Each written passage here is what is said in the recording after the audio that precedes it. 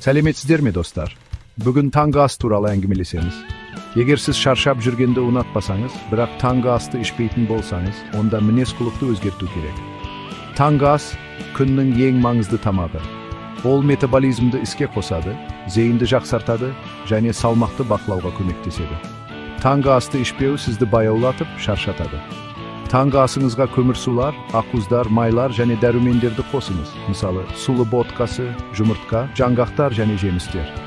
Есіңізде болсын, жақсы таң керемет күннің кепілі.